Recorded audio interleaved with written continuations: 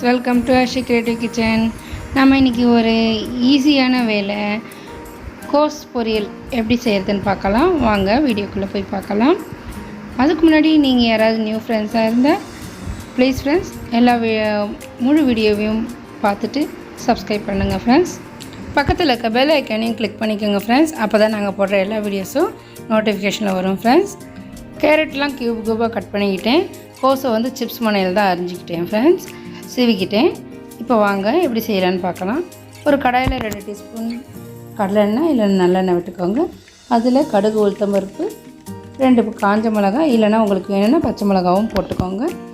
அது நல்லா பொரிஞ்சு வந்த பிறகு, கடுகு நல்லா வெடித்து வந்த பிறகு, கடுகு வெடித்த பிறகு பைத்தம்பருப்பு இழுக்கிறீங்களா, அந்த பைத்தம்பருப்பை அதில் போட்டு கொஞ்சம் பொரிய விட்டுக்கோங்க. அதுக்கப்புறமா நம்ம வெட்டி வச்சிருக்கிற காய், கோஸு, கேரட்டை போட்டு அது கூடவே கொஞ்சம் உப்பும், கொஞ்சமாக ஒரு 1/2 டீஸ்பூன் மஞ்சத்தூள், காய்க்கு ஏற்ற தேவையான அளவு உப்பு போட்டு நல்லா கலரி விட்டுக்கோங்க. வதக்கி விட்ட பிறகு நல்லா ஒரு அரை டம்ளர் தண்ணி இல்லைன்னா 1 டம்ளர் தண்ணி கூட ஆட் பண்ணிக்கோங்க. கொஞ்சம் நல்லா பெருந்தியில் வச்சு அந்த தண்ணி கொதிக்க வந்த உடனே கொஞ்சமாக தேங்காய் பூ தூவி மூடி விட்டுடுங்க. மூடி வச்சு அது கொஞ்சம் ஒரு 5 நிமிஷம் இல்லைன்னா 10 நிமிஷத்தில் வெந்துடும். சிறுந்தியில் வச்சிங்கன்னா இந்த மாதிரி நல்லா கலரி விட்டு அதை நல்லா மூடி வச்சுடுங்க. இப்போ நம்ம இதுலேயே வந்து லஞ்ச் பாக்ஸுக்கும் ரெடி பண்ணி கொடுத்துடலாம் பசங்களுக்கு. பசங்க வந்து காய் சாப்பிட்ட மாதிரியும் ஆச்சு, நம்ம ஒரு ஹெல்த்தியான ஃபுட் கொடுத்த மாதிரியும் ஆச்சு இல்லைங்களா. அதனால் அப்படியும் ரெடி பண்ணிடலாம். இப்போ இந்த மாதிரி நல்லா கலரி விட்டு தேங்காய் பூலாம் போட்டு நம்ம இதை மூடி வச்சு வேக விட்டுருவோம்.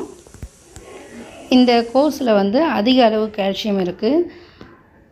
இந்த பல் வலி, மூட்டு வலி, கழுத்து வலி இதெல்லாம் வந்து நிறைய இந்த கால்சியம் சத்து கம்மியாக இருக்கிறதுனால தான் வர்றது.